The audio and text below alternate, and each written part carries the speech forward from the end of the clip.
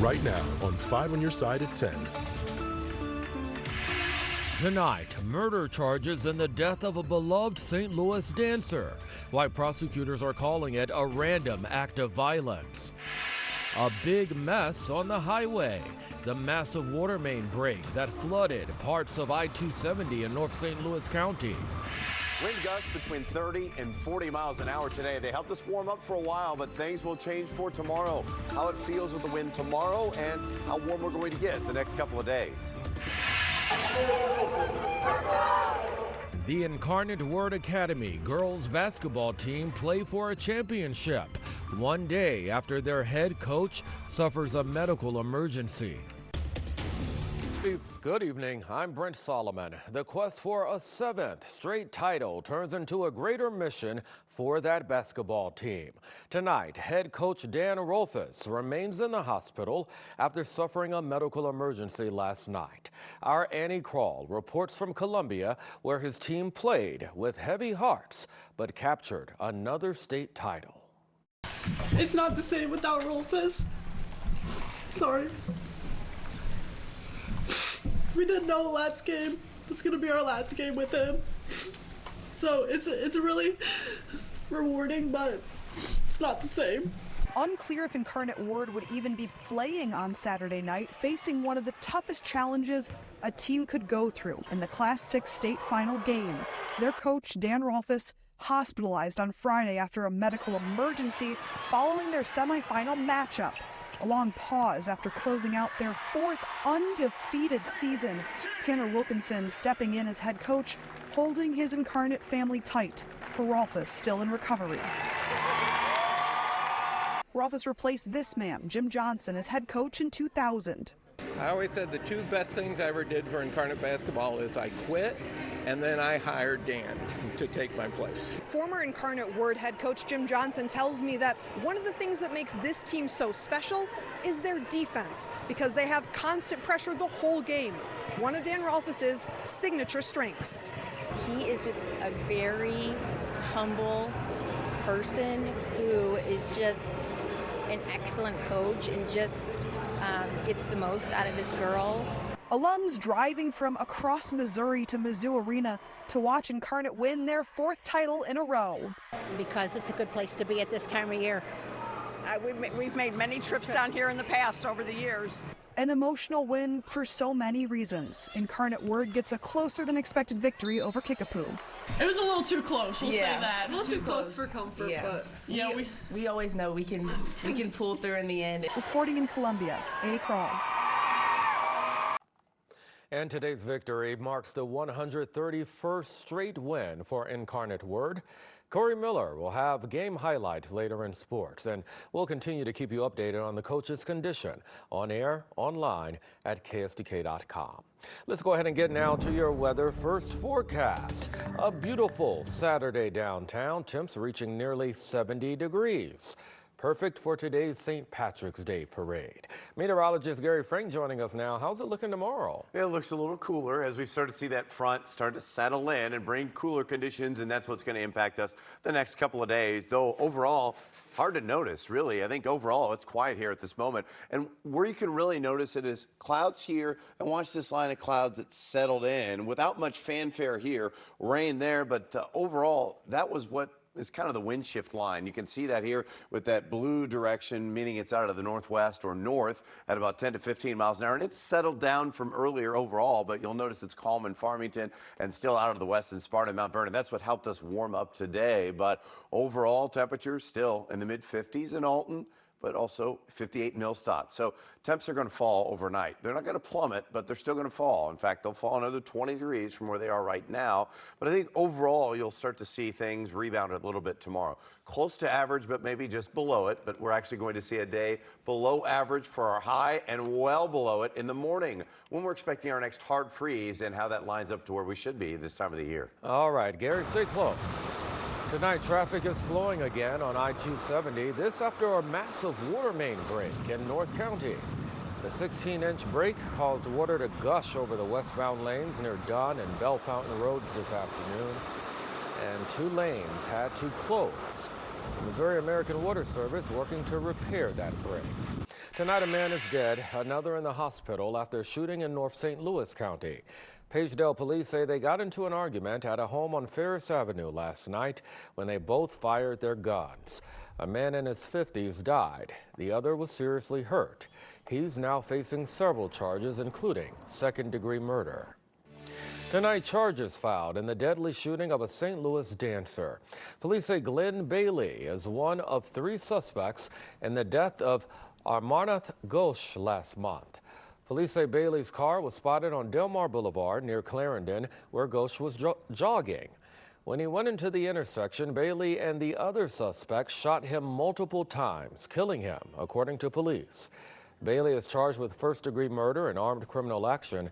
That shooting is under investigation. Well, it's been more than a week now since Mizzou student Riley Strain went missing in Nashville, Tennessee.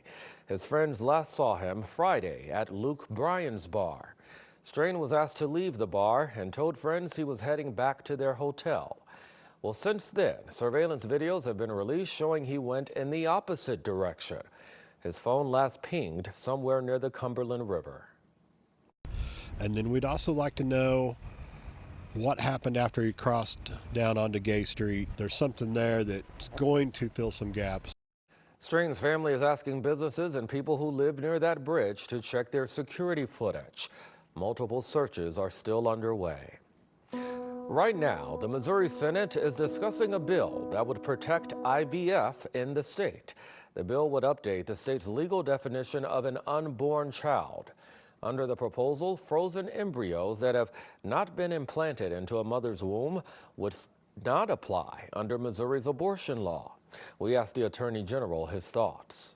Life begins at conception, and our law should protect innocent life. I also believe that potential parents, individuals who want to be able to have children, should have every means available to them to be able to fulfill that dream of theirs. And so those are policy positions our General Assembly is going to have to reconcile, but I'm here to tell you that life begins at conception and we should be fighting to protect innocent life. The lawmaker behind the proposal says she wants to give Missourians certainty that the state government will not get involved with the relationship between families and their doctors. Addressing health conditions in the African American community, a special wellness expo to save lives. A local mom demands answers. No charges after a driver hit her son. I feel like they really dropped the ball on this and they let my son down. Tonight, the I-Team uncovers inconsistencies in the original police report. Temperatures above average again. No surprise today as we topped out at 70 degrees, but it's this colder air, how it's going to impact us the next couple of days and whether or not we're going to see a hard freeze in our area over the next week. Earlier today, a community health fair at Harrisville State University. Today's Black Wellness Expo addressed diseases that disproportionately affect the African American community. It was designed to get people the resources they need to save lives. The seminar hit home for a mother and daughter who have a history of different conditions in their family, but they also want to be healthy. I want to expand my knowledge and hear more information about chronic kidney disease and diabetes because, like I say, I am a registered nurse, so I want to take this knowledge back so I can help educate my patients as well. I want to be a doctor myself, so it's really inspiring to see how many doctors are here and just willing to give back to the community. In addition to health screenings, people could also register to vote to help push advocacy against health inequality.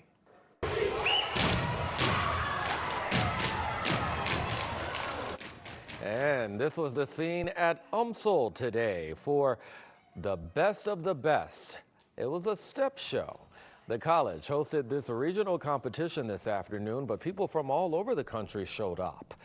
Gentlemen of Vision organized a step show.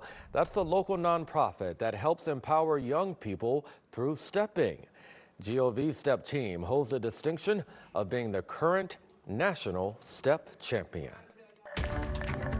Well, we started off this morning in the 40s in the city, 30s outside of the city. Why we may not be that far off tonight and why we're going to get even colder over the next few nights.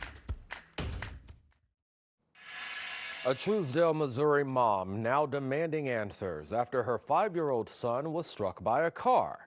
She contacted our I-team after learning the man who was behind the wheel 8 months ago has not been charged with a crime or even ticketed. Our Christine Byers reports from Warren County. These days, Zane Cisneros looks and acts like any typical 6-year-old. This is fun. But on July 6, 2023, his mother, Katie Hansen, says she thought she lost him. We walked him out to the edge of the driveway and we saw a car coming, but they looked like they were slowing down. So we said, okay, buddy, it's okay to cross. But it wasn't. The neighbor driving a white Suburban seen here on a neighbor's Ring camera struck him. Somebody was in a vehicle who's not supposed to be down here, and they weren't paying attention, and they sped up and they hit Zane, and Zane flew about 7 feet in the air, and he landed on the street, and he was unconscious for almost a full minute. He suffered a concussion.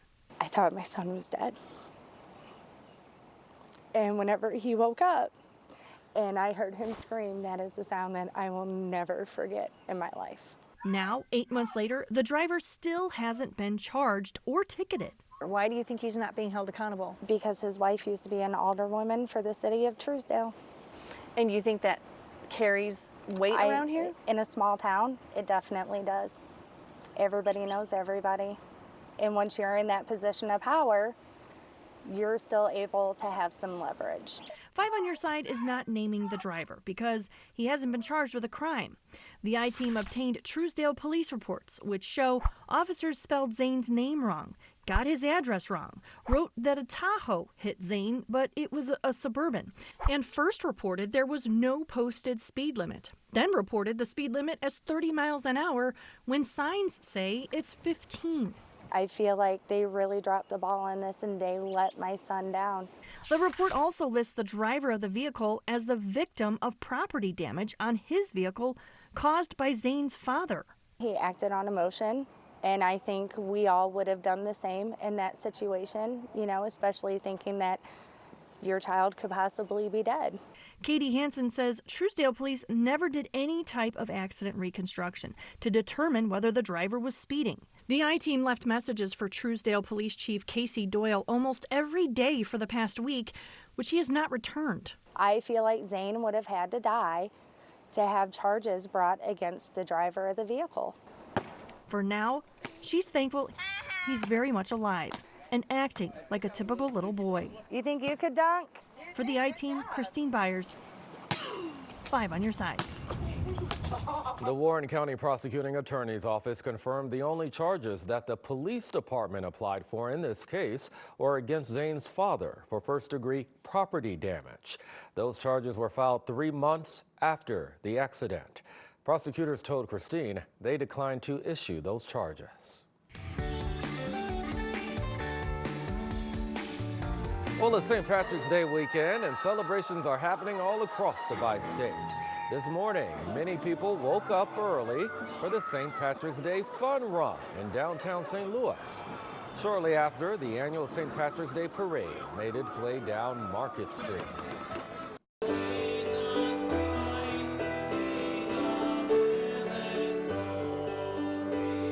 And we were there tonight for the annual St. Patrick's Day Mass at St. James, the Greater Church in Dogtown. It marks the beginning of St. Patrick's Day events in the historically Irish neighborhood. Following the service, Irish music, food, and the tapping of the first keg of Guinness Stout of the holiday.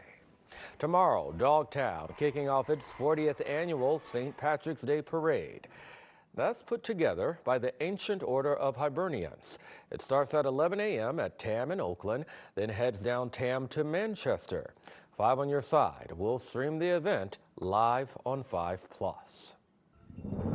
Let's get to your weather first forecast now, and meteorologist Gary Frank is here hoping that the weather for tomorrow's parade will be just as nice as it was today. Yeah, not quite, but I think overall it could be a lot worse this time of the year, as we've seen of recent, and you know, we just kind of understand a parade in the rain is probably not as pleasant as a dry parade, despite the fact that we got plenty of sunshine. In fact, we saw a nice finish to the day, and Chris shared this from Staunton. You know, just to look at the high clouds, I mentioned that I thought it was going to be a really nice sunset because you could see the high clouds a illuminated. Then we have some mid-level clouds that provide a different aspect of shadow, and they're a little bit darker. But then Roy shared this. The guy's he's got a busy bunch on his hands, and he said there's a lot of new faces every day, and you also have the green grass. So nice to see that from Roy, and another nice sunset from Breeze. Lori shared this. All part of our 5 on Your Side Weather Watchers. A great sunset. Thanks so much for that. And of course, even the redbuds are starting to bloom. At my house, I've got a couple that are working their way up.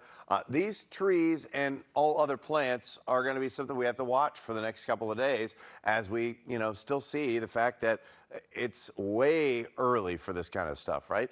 58 degrees right now, a northwest breeze now at 9 miles an hour. We got to 70 today with 42 this morning. We're going to be a little different, but our average temperature so far is the second warmest to start to March on record. Through the first 15 days, it's 55.5 degrees, and that's why our tree pollen is up, as I just showed you that red bud. Of course, our winds right now are on the lighter side. I mentioned that you can see them starting out of the northwest, and overall tonight will fall above freezing, but from north to south, it'll be a little cooler in 33 in Jerseyville, 34, 35 in Troy and Litchfield, and then a little warmer to the south as that front passes through. Now, I showed you where these mid-50s are right now, and here's where the colder air is coming. It's not a big slam of cold air. I think we'll feel more of that tomorrow, but just expect that the breeze will be impactful for us tomorrow with the northwest breeze at around 15 to 25 miles an hour. So despite all the parades in Dogtown and St. Charles being in the low to mid-50s, it's going to feel a little cooler than that, but sunshine will be around with a few clouds as well. I think overnight lows Sunday into Monday are going to be a lot colder area-wide. In the city, even upper 20s. It's going to be chilly for Monday morning. We'll see that again on Tuesday, but we're going to try to get some rain. The drought monitor does include Friday's rain, and I think overall the next few days, positive improvement as we look ahead. We're at least going to see area-wide an opportunity for 3/4 of an inch to an inch the next 10 days. And it'll be hit and miss here, and probably without as much fanfare as last Friday. So we're in pretty good shape. And then officially, the vernal equinox, spring is here. Corey will be talking baseball before we know it, but we're evening out here over the next couple of days. All right, my friend. Well, let's hand it over, Corey. What's going on? I tell you what, it seems like every Saturday my sportscast just gets more and more loaded with great stuff. Tonight is no exception. State champions crowned on the court. Blues dramatics at Enterprise Center, and City SC out in LA. Lots of sports to talk about coming up next. This 5 on Your Side Sports Report is sponsored by Telly Tire and Auto Centers, driving your way since 1942. Well, there wasn't a whole lot to criticize for City SC in their first year of existence. But if you wanted to pick one thing, perhaps it was their record on the road. Last year, they went 6-8-3 away from City Park. They started this year's MLS schedule with a draw in Austin and looked for their first road win tonight in LA against the Galaxy. A little bit different look for Bradley Cardinel's team tonight in LA. No Edward Leuven or Tim Parker. Bad start, too. Galaxy get on the board in just the 3rd minute of this game. But City is going to respond. Tomas Ostrak gets past the LA defense and sends it home for the equalizer. What a goal. And that is where we stand right now. It's knotted at 1. Well, tonight's Blues and Wild game had everything. A superb Jake Neighbors to Jordan Kyrou connection for a power play goal. Jordan Binnington standing on his head again. And even a great scrap from the Aussie, Nathan Walker. The crowd was absolutely on fire tonight.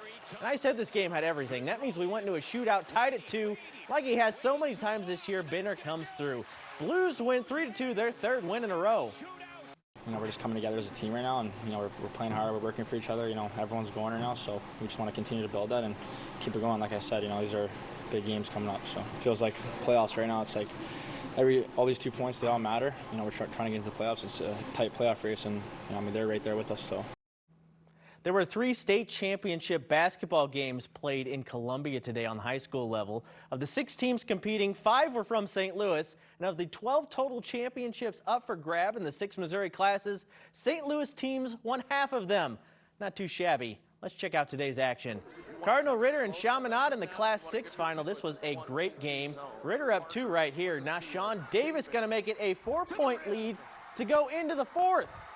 Chaminade gonna stay close. Ben Winker with a dunk. 5-point game with 6 left. But the Lions were gonna pull away. Look at this emphatic slam from Quentin Parker. That is a grown man dunk right there. Ritter wins 52-42. Keeping track at home, that's now a football and boys basketball state title for the Lions this school year.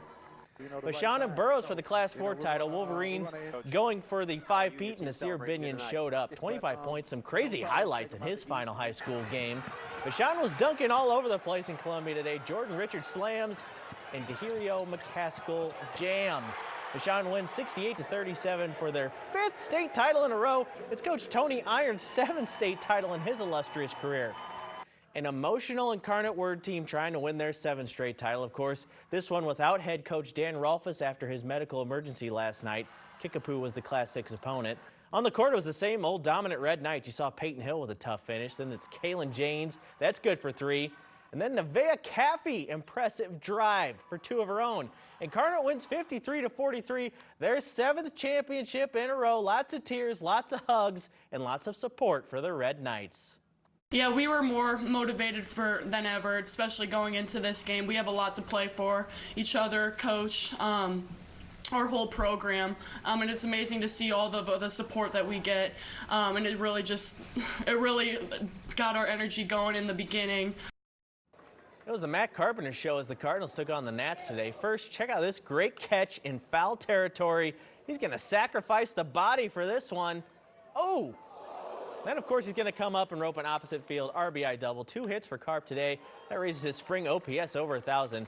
Cardinals beat the Nats 8-5. And I didn't even have time to tell you that Illinois beat Nebraska. Oh, yeah. They're going to play for the Big Ten Tourney Championship tomorrow. Terrence Shannon Jr., 40 points.